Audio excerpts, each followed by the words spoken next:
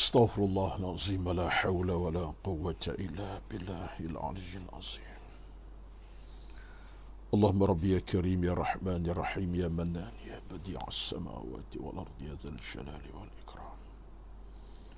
Allahumma rabbi yassir wa la tu'assir innaka ala kulli shay'in qadir wa la hawla wa la quwwata illa billah. Allahumma rabbi yassir wa la tu'assir wa la hawla wa la quwwata illa billah. لا إله إلا أنت سبحانك إنا كنا من الظالمين. لا إله إلا أنت سبحانك إنا كنا من الظالمين.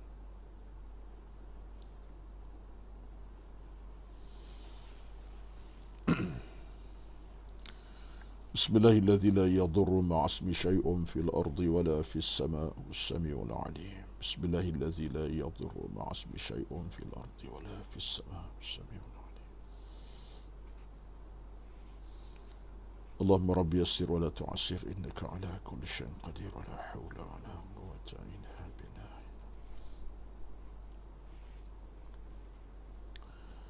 اللهم صل وبارك على محمد وعلى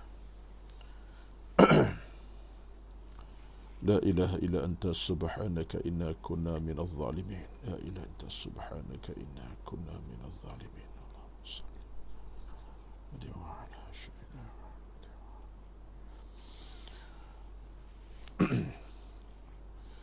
السلام عليكم ورحمة الله وبركاته. إن الحمد لله نحمده ونستعينه ونستهديه ونستغفره ونعوذ بالله من شرور أنفسنا ومن سيئات أعمالنا. من يهده الله فلا مضل له ومن يضلل فلا هادي له. أشهد أن لا إله إلا الله وحده لا شريك له وأشهد أن محمدا عبده ورسوله. ربنا عليك توكلنا وإليك أنبنا وإليك المصير. اللهم يا مقلب القلوب ثبت قلوبنا على دينك وعلى طاعتك. اللهم أحسن عاقبتنا في الأمور كلها وأجرنا من خزي الدنيا وعذاب الآخرة.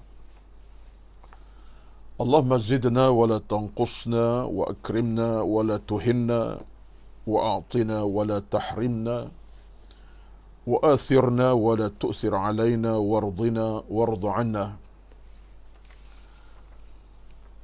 اللهم أعنا على ذكرك وشكرك وحسن عبادتك. بسم الله الذي لا يضر مع اسمه شيء في الأرض ولا في السماء وهو السميع العليم. اللهم رب اشرح لي صدري ويسر لي أمري واحلل عقدة من لساني يفقه قولي يا رب العالمين. أما بعد، أعوذ بالله من الشيطان الرجيم. بسم الله الرحمن الرحيم. يا أيها الذين آمنوا اذكروا الله ذكرا كثيرا وسبحوه بكرة وأصيلا. Yang bermaksud, wahai orang-orang yang beriman, sebutlah nama Allah dengan sebanyak-banyak sebutan, yakni berzikirlah pada Allah dengan zikir yang sebanyak-banyaknya, dan bertasbihlah, wasabbihu bukratan wa asila, dan bertasbihlah kepada Allah di waktu pagi dan waktu petang. Wasabbihu bukratan wa asila, dan bertasbih kepada Allah di waktu pagi dan di waktu petang. Sadaqallahul azim. Surah Al-Ahzab ayat 41, 42. Al-Ahzab 142. Sadaqallahul azim. Yang berbahagia dan hormati pengurusi dan seluruh dan kuasa pengurusan Surau An-Nur Fasa 3A Bandar Seremban Selatan, dan yang berbahagia Al-Fadhil, Ashabul Fadilah, tuan-tuan imam, surau An-Nur fasa 3A, dan yang dikasihi, yang dihormati seluruh para jemaah surau An-Nur fasa 3A khasnya, dan dialu-alukan bersama pada pagi ini di kalangan rakan taulan kita di luar sana, yang jauh, di utara, di selatan air, di barat, di timur, yang bersama-sama dalam kuliah online kita. Dan saya ucap kepada semua, ahlan wa sahlan, marhaban bi musyarakatikum jami'an fi hadhihi as-sa'ah al-mubarakah. Amin ya rabbal alamin. Kita doakan mudah-mudahan semuanya dalam rahmat Allah Subhanahu wa taala di saat kita dapat bersama-sama dalam suatu majlis ilmu yang sentiasa pastinya dalam keadaan penuh kerahmatan, keberkatan, ketenangan daripada Allah Subhanahu wa taala, yang pasti Allah akan limpahkan pada hamba-hambanya yang sentiasa ingin kepada ilmu, rindu kepada ilmu, cintakan ilmu, dan sentiasa usaha untuk mendapat apa cara sekalipun, baik online, secara face to face, pintu surau, dalam kawasan, dalam masjid, dalam surau, di pentas ilmu, di mana-mana sekalipun. Ini merupakan satu di antara faktor utama yang kita kena letak dalam hati kita, kerana ilmu itu berada di mana-mana. Cuma yang pasti, lokasi surau masjid, lokasi yang wajib kita hadir sebagai satu lokasi yang penuh keberkatan, kerana pentas masjid dan surau pasti pentas penuh dengan keberkatan daripada Allah Subhanahu wa taala. Allah jadikan masjid dan surau ini pentas yang penuh dengan keberkatan.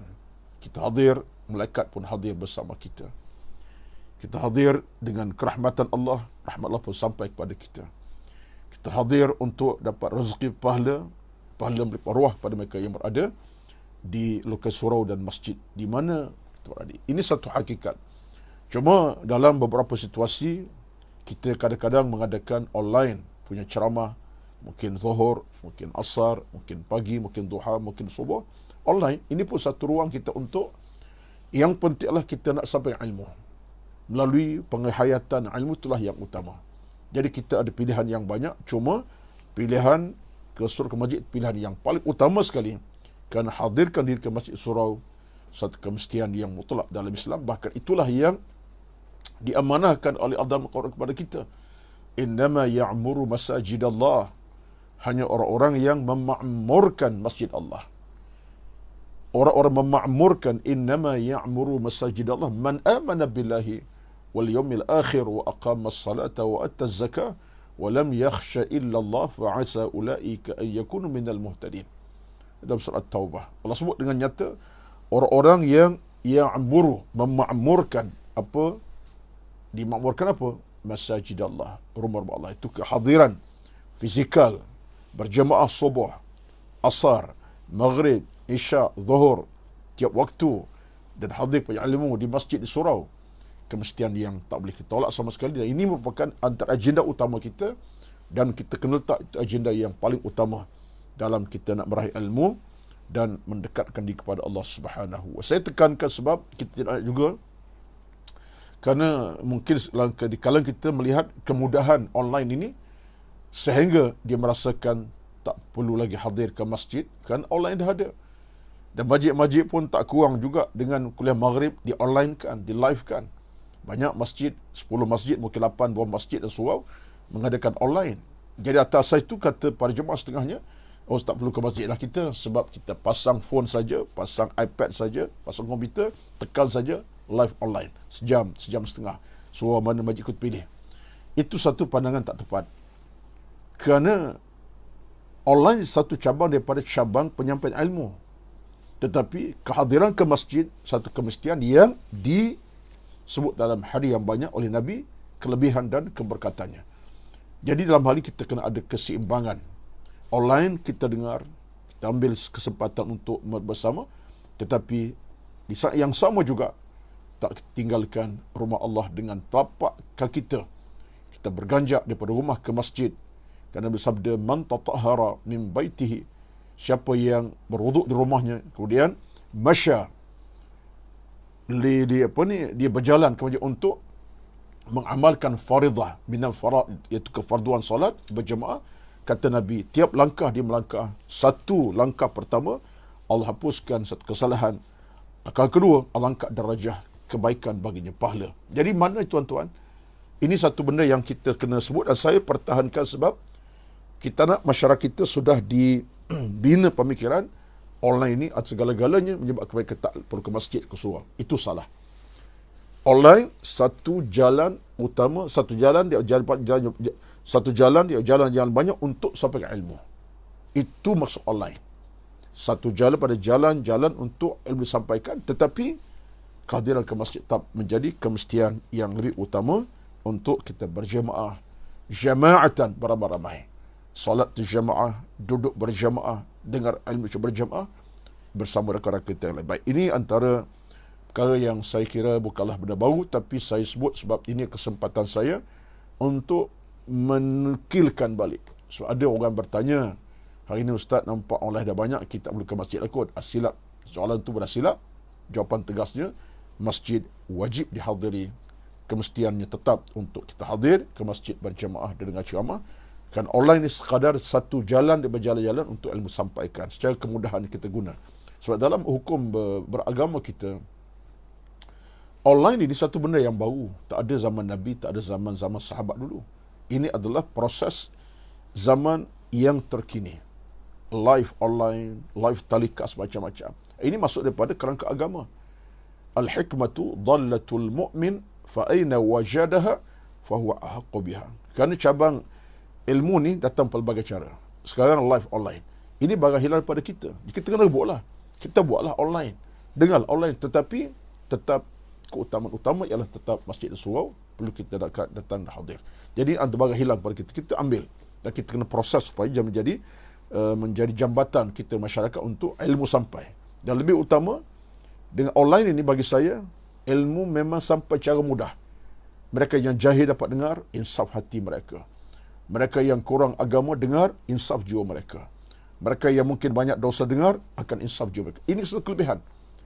Dari sudut orang yang mungkin kurang daripada sudut agama lah, saya tak kata orang, saya kata saya tuan-tuan ya, kurang ilmu ini, kita dengar saya online, kita akan berkata, Allah, aku kenapa tak cari ilmu? Kenapa aku tak dengar ceramah di masjid? Kenapa tak ke masjid? Kenapa aku tak hadir ke surau?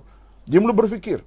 Tak langsung dengan kekuatan online ini, dia mula mencari mana pintu masjid, mana pintu surau dia akan hadir, dia akan masuk untuk berjemaah dan berada dalam siri ceramah, kuliah dan sebagainya. Ini satu rezeki. Dia seolahnya online bagi saya satu ruang untuk membuka ruang lebih jauh lagi. Satu ruang untuk membuka medan dakwah lebih jauh lagi melalui online lah. Orang ambil kesedaran beragama, dia akan buka saluran ilmu melalui jalan ke masjid dan surau. Dia dengar pada online, dia akan cari mana rumah Allah, mana masjid untuk dia kembangkan lagi ilmu. Ini satu rezeki lah. Baik. Tuan-tuan sekalian, panjang pula mukadimah saya pada pagi ini setelah tidak bersiaran lebih kurang dalam 2 minggu yang lepas di atas faktor-faktor tertentu. Maka untuk kali ini, terima kasih kepada pengurusan surau An-Nur Fasa 3A, daripada Al-Fadil Tuan Pengurusi, kepada Saudara Zul, Imam Surau yang telah membuka ruang kembali untuk bersiaran live online dalam tempoh 40 minit atau lebih kurang 40 minit saja. Moga-moga ada kebaikannya. Dan saya secara peribadi mengalu-alukan rekan taulan semua, walaupun tak ramai pada pagi ini, sekitar 4 orang, tapi insya-Allah akan ditonton oleh ramai yang lain satu hari satu masa akan datang melalui tontonannya. Kita harap mudah-mudahan tuan-tuan dapat menyumbang, memberi, menginfak kepada surau An-Nur Fasa 3A melalui nombor akaun yang tertera di skrin tu, ada nombor akaun Bank Islam. Mudah-mudahan kita dalam menyumbang ini, insya-Allah saya sebut kepada diri saya dan tuan-tuan, ia adalah merupakan satu proses yang paling bijak kita dalam kerangka kita untuk mendapat rahmat redha Allah Subhanahu wa taala. Kerana menyumbang ni tuan-tuan satu jalan penting untuk kita sampai ke pintu syurga Allah dengan penuh keselamatan, kesejahteraan, kemenangan, kejayaan. Itu penting, sangat penting. Batulah sedekah infak ini terutama dalam kerangka untuk kita membantu program dakwah, membantu proses pengurusan surau masjid dari sudut membayar loteri air seumpamanya dan sebagainya lah untuk merancang program dakwah ini. Bayangkan kita bantu, kita tolong. Ini pasti tidak akan mengecewakan kita kerana setiap sen kita sumbang itu akan dikira oleh Allah sebagai amal soleh kita yang akan mencatat jalan-jalan kita ke syurga. Sebab dalam Al-Quran sebut kepada kita surah Saba 39 Allah sebut kepada kita, qul inna rabbi yabsutur rizqa liman yasha'u min ibadihi wa yaqdiru lahu wa ma anfaqtum min syai'in fahuwa yukhlifuhu wa huwa khairur raziqin. Surah Saba 39 Allah sebut tentang bagaimana nikmat infak rezeki ini penting pada kita. Sebab nikmat Allah begini kita kena salurkan. Dan saya kira satu benda yang kita kena jiwai. Tak boleh sumbang sikit, banyak. Tak boleh sumbang banyak, sikit. Yang penting menyumbang. Dalam kadar kemampuan kita. Ada masa kita mungkin boleh sumbang banyak, lebih pada sepatutnya. Sebab kita ada kemampuan lebih. Ada masa tak mampu banyak, kita sikit. Tapi menyumbang itu satu rezeki utama. So Allah sebut dalam Quran, dalam Sabak, Allah kata apa? Qul inna rabbi yabsutur rizqa liman yasha'. Katakan Muhammad, Tuhanku, yakni Allah, yang memperluaskan rezeki pada siapa yang dia kehendaki. Allah akan perluaskan, yabsut, Allah akan buka pintu rezeki pada siapa yang dia kehendaki. Dan orang tu hatinya harmoni, jiwanya besar untuk menyumbang, rezeki dia ada, dia berkongsi dengan orang lain, dia boleh bantu orang, bantu seorang masjid, bantu kebaikan untuk dicipta. Kata Tuhan, aku akan lapangkan hidupnya. Yabsut rezeki, aku akan lapang rezeki yang lain padanya. Rezeki keimanan, rezeki umur, usia, berkat, macam-macam. Kerana kata Allah, dia menentukan, wa yaqdirlah, dia Allah tentukan. Sebab nikmat rezeki ni Allah yang punya, bukan kita yang punya. Kita kadang-kadang berniaga nak untung sekali lipat. Modal 1,000 nak untung 2-3,000, tak dapat kadang-kadang. Rugi ada. So Allah Maha berkuasa. Allah juga boleh jika kita dapat untung lipat kali ganda. Modal 500 tapi untung 2 kali ganda. Itu kenyataan sebab Allah yang menentukan.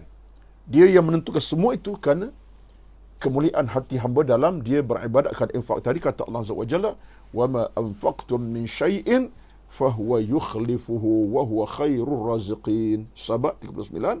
Dan siapa yang belanjakan di jalan Allah Subhanahu wa taala, Allah akan ganti semula. Fahuwa yukhlifu, Allah akan ganti. Takhlif, Allah akan khalf, Allah akan ganti semula. Gantian yang kita tak boleh nak jangkalah. Gantian bentuk hati jiwa kita makin murni, makin tenang, lapang. Itu gantian. Kita menyumbang hati lapang, tenang, tak ada masalah. Penyakit Allah kurangkan, Allah tarik penyakit, Allah tak uji penyakit yang berat. Kalau ada ujian pun, ujian yang sedikit. Allah lapang rezeki anak kita berjaya, tenang hidup, berkeluarga, tenang, bahagia, tak ada masalah.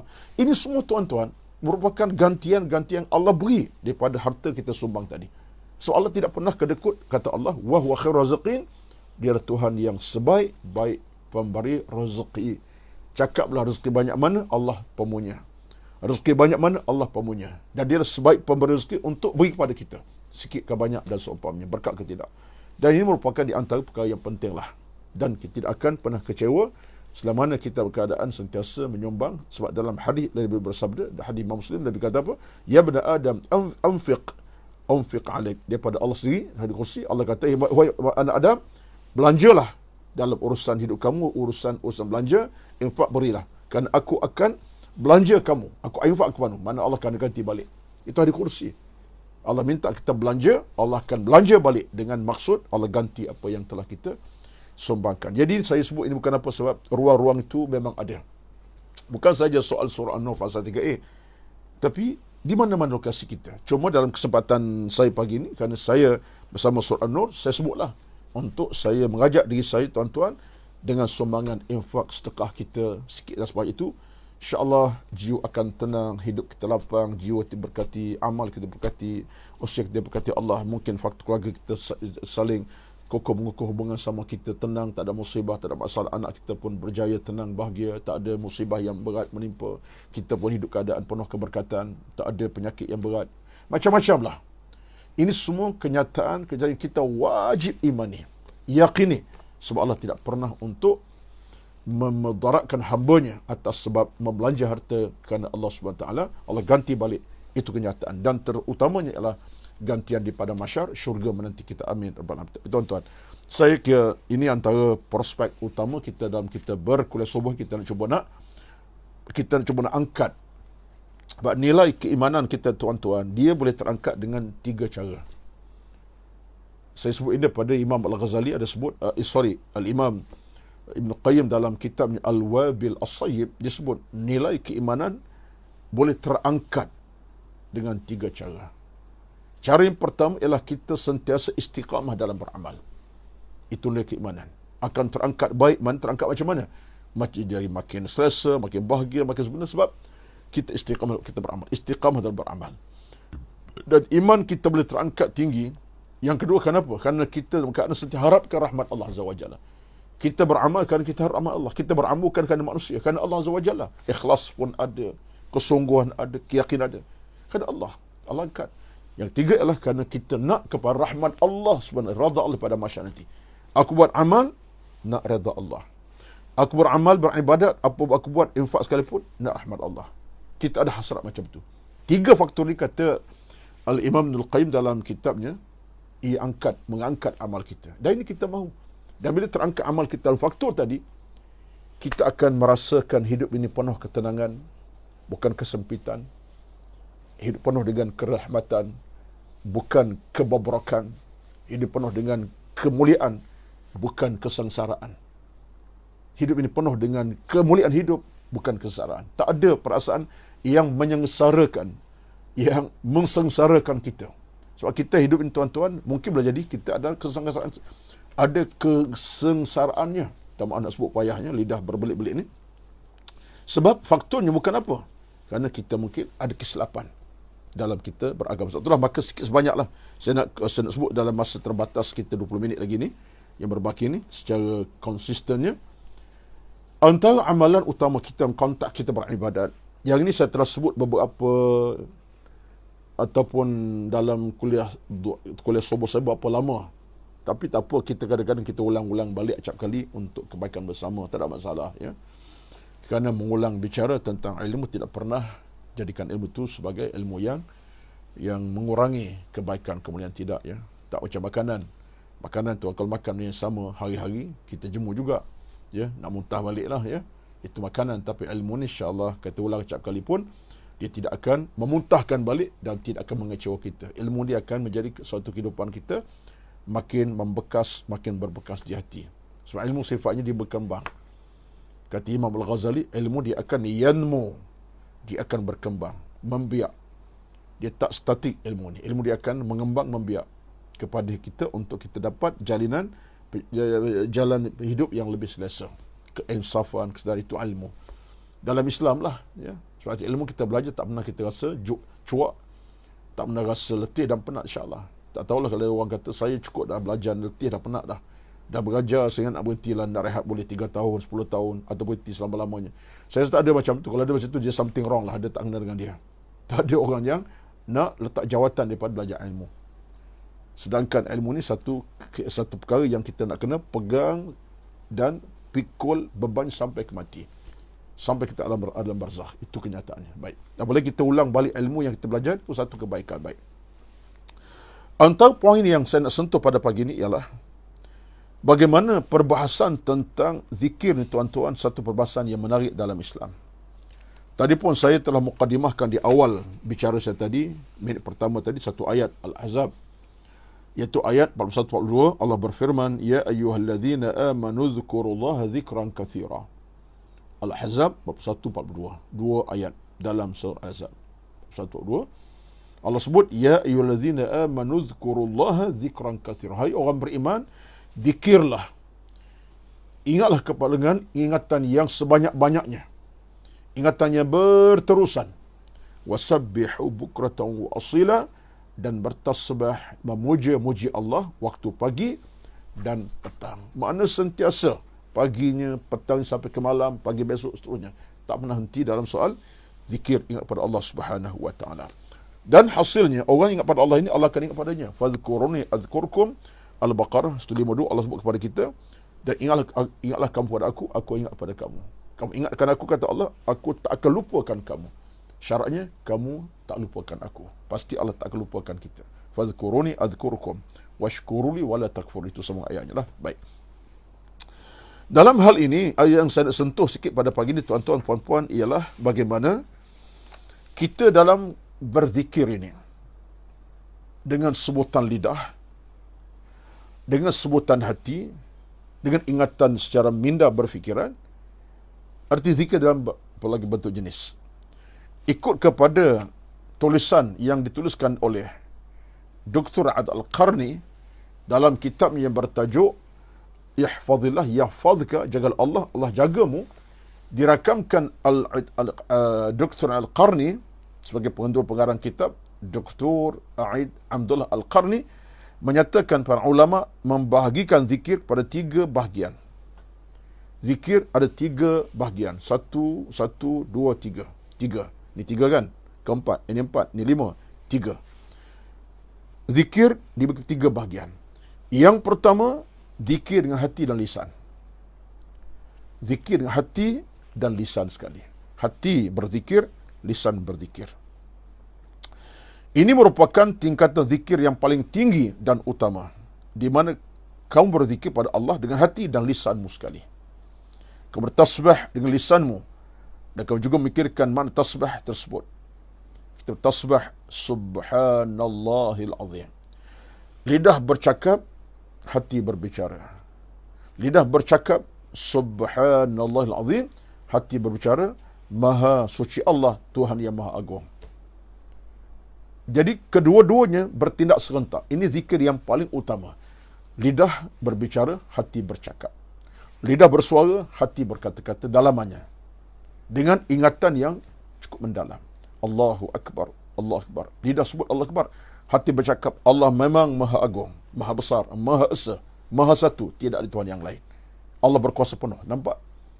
Jadi zikir pertama kata Al-Qani ialah zikir dengan hati dan lisan. Ini peringkat paling utama sekali dan paling tinggi, yang paling kemuncak bagi seorang mukmin kepada Allah Subhanahu wa taala. Kemudian zikir yang kedua ialah, zikir kedua adalah zikir pada Allah dengan hati tanpa lisan. Zikir yang kedua ialah zikir dengan hati tanpa lisan. Maksudnya suara tidak berbunyi tapi hati berbicara. Ada juga manusia yang berzikir kepada Allah dengan hatinya sahaja, tetapi dia tak sama sekali bergerakkan lisannya. Ini tingkat zikir yang kedua. Masya Allah, orang tak lalai, tak lupa, sebab hati bercakap Subhanallah, Alhamdulillah, Allahu Akbar, La ilaha illallah. Mulut tak berbunyi, hati berbicara. Ingatan mulut tak pernah putus. Ini tingkatan kedua, yang juga merupakan kebaikan bagi seorang insan yang ingat pada Allah Azza wa Jalla. Lidah tak berbunyi, tapi hatinya ada degupannya dalam menyebut nama Allah Azza wa Jalla. Ini mungkin dalam 1-2 keadaan, kalau kita katalah di masjid di surau, dalam suasana berjemaah beramai-ramai, kita mungkin tak nak ganggu orang sebelah. Dan itu pun faktor yang kita kena jagai. Dalam sunnahnya macam itulah, tak ganggu orang sebelah kita. Zikir dalam hati kita. Nampak macam tak zikir, tapi kita dengan Allah. Allah tahu. Bibir tak bersuara, tapi hati kita bercakap. Alhamdulillah. Berlaku secara tuntas kaitan kita dengan Allah melalui zikir dalam hati. Okey. Allah Maha Kaya, Allah suluh kepada kita. Jangan bimbanglah. Ya'lamu kha'inatal a'yun wa ma Allah tahu dalaman rahsia hati kita. Bisikan apa Allah tahu. Zikir ke cakap kotor, contohnya. Zikir ke sedang berdusta. Zikir sedang menipu, Allah tahu. InsyaAllah zikir itulah menjadi nadi jantung kita baik. Kemudian ketiga kata Al-Qani ialah zikir pada Allah dengan lisan tanpa hati. Lidahnya berbunyi, tapi hati tak berkata apa-apa. Macam mana ni? Zikir pada Allah dengan lisan. Yang pertama, zikir dengan lisan hati bersama. Kumpulan kedua tadi, yang tu terbaik, afdal, yang paling utama. Yang kedua, zikir dengan hati tanpa lidah. Ini pun orang baik, hati bercakap pada Allah, wal lidah tak bersuara. Yang ketiga ialah zikir pada Allah dengan lisan tanpa hati. Dan ini juga mendapat pahala dari Allah. Dalil yang menunjukkan hal tersebut adalah hadis diriwayatkan oleh Imam At-Tirmizi dengan sanad yang sahih. Nabi bersabda, qala Allah azza wa jalla, ana ma 'abdi ma dzakarani wa taharrakat bi syafatah.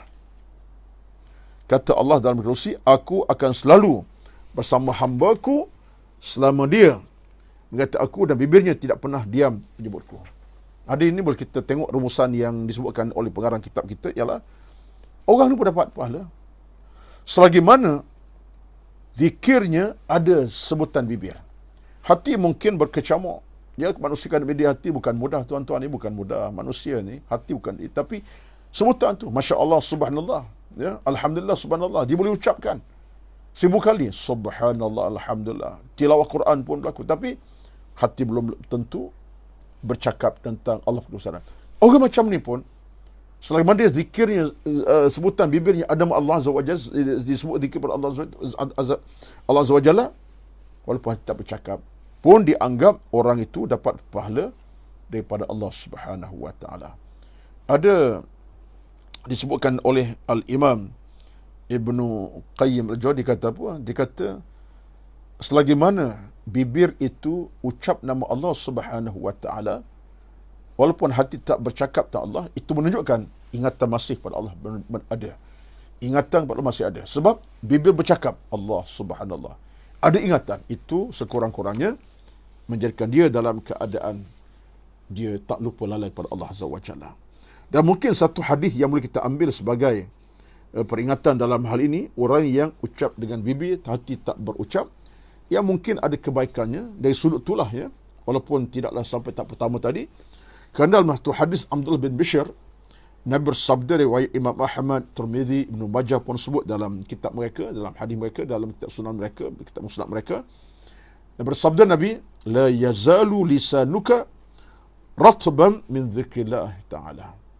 La yazalu lisanuka ratban min zikrillah ta'ala. Maksudnya, hendaklah lisan kamu selalu basah dengan zikir kepada Allah Subhanahu wa taala. Nabi sebut lisan kita, lidah kita basah dengan zikir. Mungkin hati tak sampai, kita usahakanlah, tapi peringkat pertama mungkin lidah hanya basah. Nabi kata itu satu kebaikan bagi orang yang lidahnya basah dalam zikrullah, zikir pada Allah. Basah lidah kerana sebut nama Allah Azza wa Jalla, tasbih, tahmid, takbir dan seumpamanya, tilawah dan seumpamanya. Jadi orang macam ni ada nilai baiknya kerana dia sentiasa masih ingat pada Allah Azza wa Jalla. Jadi cuma tadilah ketiga-tiga kelompok ini kelompok yang baik sebenarnya. Yang pertama lagi baik kerana sebut nama Allah dengan hati dan lisannya sekali. Yang kedua, golongan yang baik juga adalah golongan yang sebut nama Allah dengan hati tanpa lisan, mulut tak bersuara tapi hati bercakap. Ketiganya adalah dengan zikir lidah tapi hati tak berbicara. Semuanya adalah orang-orang yang Allah beri pahala dan rahmat, keredaan, keselamatan dan keamanan dengan pahala mencurah-curah. Cuma peringkat pertama lah yang terbaik. So, kita guna pakai kedua anggota kita dengan sempurna. Lisan berbicara, hati berkata-kata dan hati bercakap-cakap tentang Allah, keagungannya baik. Satu perkara yang kita kena ingat juga dalam hal zikir ni ialah, mungkin orang tak apa nak ingat atau kurang faham bahawa antara cabang zikir juga ialah talabul ilmi. Az-zikru an tariqati talabil ilmi. Zikir juga berlaku dengan cara kita tuntut ilmu. Kita hadir ke program ilmu, duduk dalam meja ilmu, berada dalam program ilmu, itu nama zikir juga. Kerana zikir ini suatu amalan merapati Allah Azza wa Jalla. Maka orang yang datang kepada program ilmu, duduk mendengar ilmu disampaikan, ilmu dikupas, diulas dalam konteks-konteks tertentu lah, tafsir Quran ke hadis macam-macam, itu juga dinamakan zikir. Sebab dia berada dalam satu keluasan namanya ingat pada Allah. Orang datang mengaji, belajar ilmu, dia masih berada orang zikir pada Allah. Dia dengar syarahan pagi ni tentang hadis Nabi, tentang Nabi dan Qiyamul Lail sebagai contoh. Dibacakan hadis tentang Nabi dan Qiyamul Lail. Nabi bertahajud macam mana, berapa rakaat dan apa Nabi buat dalam tahajudnya. Ikut hadis Aisyah, panjang cerita contohnya. Dia dengar tu, duduk bersama, mengamati cerita tentang hadis Nabi dan Nabi tahajud, itu zikir. Sebab dia sedang mendengar sesuatu yang berkait dengan soal agama, ilmu dan keimanan, solat Nabi, tahajud Nabi contohnya. Itu sebagai satu perkara menunjukkan dia sedang berzikir dengan cara dia hadir ke program ilmu. Sebab itulah kita, tuan-tuan, puan-puan, jangan abai kewajipan kita dengan hadir ke majlis ilmu. Man salaka tariqan yaltamisu fihi ilman sahalallahu lahu bihi tariqan il jannah. Siapa yang berada di jalan ilmu, lorong ilmu, cari ilmu, Allah akan permudah jalan ke syurga. Hari ini kita kena angkat diri kita supaya berada di jalan ilmu. Surau kita ada pengajian, hadir. Ada jemaah, kita datang berjemaah. Surau ada pengajian duha, kita hadir. Ada pengajian maghrib, kita hadir. Sekarang tuan tak boleh kita mensikap mudah-mudah. Aku tak dengar pun tak apa, dah faham. Tak boleh macam tu. Manusia tidak akan dapat faktor kejayaan dalam ilmu jika mereka belajar ilmu. Hanya semata-mata kita dah tunaikan solat di rumah, cukup fardunya, tapi ilmu kita belajar tak cukup lengkap kita punya amalan ibadat Allah. Kerana ilmu itu adalah jalan melengkapkan kehidupan beribadat. Bicara hadisnya, tafsirnya, fiqahnya, tasawufnya, bicara hukum hakam Al-Qurannya, itu semua lengkapkan ibadat kita. Lepas tu ada orang yang langsung tak nak pergi ke seluruh masjid, minta maaf lah. Rumah bukan jauh dari masjid, hanya berapa meter, tak sampai 20 km. 2 km pun dekat dah, 200 meter. Tak nak pergi. Maghrib tak ada, isyak tak ada, subuh tak ada. Kita tak kata tak solat, dia solat. Tapi ini faktor mengurangi kita punya kedudukan kita sebagai hamba Allah yang berilmu dan beramal. Sebab dalam agama, ilmu amal kena sekata sia sekatakan. Kena cantumkan. Tak boleh hanya amal saja, ilmu tak ada. Tak boleh. Dan kita bila ilmu tidak ada, banyak faktor kejahilan. Percayalah. Saya bercakap pun keinsafan, bila tak belajar ilmu, banyak faktor kejahilan. Hukum hakamnya, seni-seni daripada sudut ibadat, kita tidak akan dapat sesuatu yang baik. Di depan amalan kita kalau kita ada ilmu. Ilmu wajib kita pelajari. Kerana ilmu akan membetulkan mana yang kurang. Ilmu akan membetulkan apa yang salah. Bab ibadat sebagai contoh. Kerana ilmu kiamat, ilmu hari akhirat, ilmu fadail, ilmu tentang solat, ilmu tentang puasa, ilmu tentang hukum hakam agama, ilmu tentang ibadah haji, ilmu tentang umrah. Macam-macam ilmu. Ilmu tafsir tentang hadis Nabi SAW, tentang hadis Nabi SAW. Bila kata nak cerita pada pagi ini, semua ilmu ini tak cukup masa. Tapi kita kena ada kekuatan. Sebab tu saya nak tekankan, tolonglah masyarakat kita, cinta ilmu ni kena ada ketebalannya dalam hati. Hadirlah. Dan beban untuk ilmu tidak bebankan langsung pada kita. 1 jam kuliah maghrib bukan bebanan sampai kita mati hati, sampai kita letih, penat, tidak sebenarnya. Bahkan dalam keletihan tu kita dapat keberkatan, dalam kepenatan dapat kebaikan. Kerana kita dengan ilmu. 1 jam, 40 minit ceramah kuliah maghrib, kuliah subuh, doa. Jadi jiwa kita kena tebal. Tak boleh kita sombong. Sebab ilmu ni adalah jalan utama kita meraih redha Allah Subhanahu Wa Taala dan membetulkan amal kita. Untuk amal kita dikabul oleh Allah Azza wa Jalla. Dan tanpa ilmu, kejahilan akan memuncak dan kejahilan itu membahayakan hati nurani kita. Walau kita berprasangka, aku orang Islam. Islam mesti diwarnai dengan ilmu dan amal yang kokoh pada Allah Azza. Itu hakikat orang Islam. Baik. Saya sebut ini bukan apa, sebab ini antara situasi yang kita nak kena angkat. Baik. Ringkasnya, dalam masa 5 minit terakhir ini, tuan-tuan sekalian, saya nak baca saja. Tulisan Al-Quran ini bagi saya menarik sekali, yang kita boleh renung fikir, dan saya akan cuba kupaskan nantilah dalam kuliah datang. Kalau izin Allah ada lagi kuliah akan datang, saya akan kupaskan lebih detail insya-Allah dengan izin Allah Azza wa Jalla. Bukan tu jaminan, bukan janji, tapi dengan izin Allah Azza wa Jalla. Saya nak sebut kepada kita tuan-tuan, saya akan baca saja. Tolong dengari dengan elok. Kan catatan buku ini menarik daripada Dr. Aid Al-Qarni, seorang pengkaji ilmu, seorang alim yang hebat, seorang yang cukup dikenali sebagai ilmuwan yang terkenal, dan seorang penulis yang cukup terkenal. Pasti ada banyak di sebalik kelebihan beliau kepada kita untuk kita dapat sesuatu pada beliau dan sampai kepada kita ilmu tersebut. Apa dia? Dia kata faedah berzikir. Faedah berzikir. Tadilah sebut nama Allah, tasbih, tahmid, zikir. Masuk baca Quran sekali. Faedah berzikir, para ulama menyebutkan ada 100 faedah zikir. 100 faedah zikir. Di antaranya, tersebut berapa ni? Belah-belah sudahlah. Tak sampai 20 pun insya-Allah saya rasa. Pertama, antara faedah berzikir adalah mengusir syaitan terkutuk. Mengusir syaitan yang terkutuk. Yang kedua, membuat redha Allah kepada kita berpanjangan. Yang ketiga, mensejahterakan kita punya diri kita dan orang lain. Ya, kita orang pun ada kaitan juga. Kita berzikir banyak-banyak, kita sejahtera hati, orang pun sejahtera kerana kita juga ada kaitan. Yang keempat, memperbanyakkan pahala. Yang kelima, menghapuskan kesalahan dan dosa. Yang keenam, membuat wajah kita berseri-seri, ada cahaya nurnya kerana zikir. Yang ketujuh, melapangkan dada. Yang kelapan, menimbulkan ketenteraman hati antara kita dengan Allah Azza wa Jalla. Hati kita tenteram, tak ada masalah dengan Allah pun kita selesai. hubungan kita dengan Allah pun cantik dan baik. Yang ke-9, memelihara umur, usia kita, umur Allah berkati. Dari sehari ke sehari, umur Allah berkati. Di tahun ke tahunnya. Ke-10, kembali kepada ketaatan paling mulia. Kita boleh sentiasa hidup ketaatan yang baik. Di pada saat ke saat, ketaatan kita makin memuncak. Satu saat ke saat lain, ketaatan kita makin terbaik. Yang seterusnya, yang ke-11, mencegah pelbagai kesalahan dan keburukan seperti mengumpat, adu domba, mengeji, mencela. Orang berzikir ni, sebutan bibirnya tak akan mudah untuk dia umpat, dia mencaci, adu domba, dia tak mudah lah. Sebab zikirnya telah memasuki hati jiwanya, mulutnya akan terjaga. Dia tak mudah adu domba, tak mudah mengumpat, tak mudah mencela, mengeji dan berkata dusta macam-macam. Yang ke-12, mengembalikan hati kepada Tuhannya. Hati makin bersih, makin bersih, makin bersih dan bertaut hubungan dengan Allah Azza wa Jalla. Yang ke-13, dia dengan zikir ini menyebabkan malaikat sentiasa mengingatinya. Zikir ini menjadikan malaikat ingat kepada kita dan dekat dengan kita. Ya, malaikat sambut untuk zikir kita, tuan-tuan. Yang ke-14, 14 ke?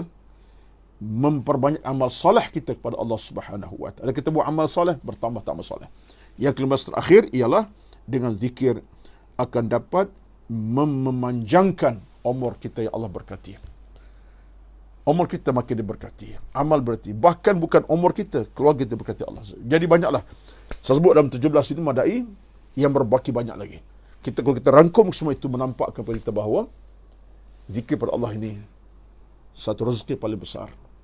Menyebabkan banyak kebaikan tercapai. Zikir dengan maksud yang lain ialah ucap nama Allah. Kata-kata yang angkat nama Allah. Tasbih, tahmid umpamanya.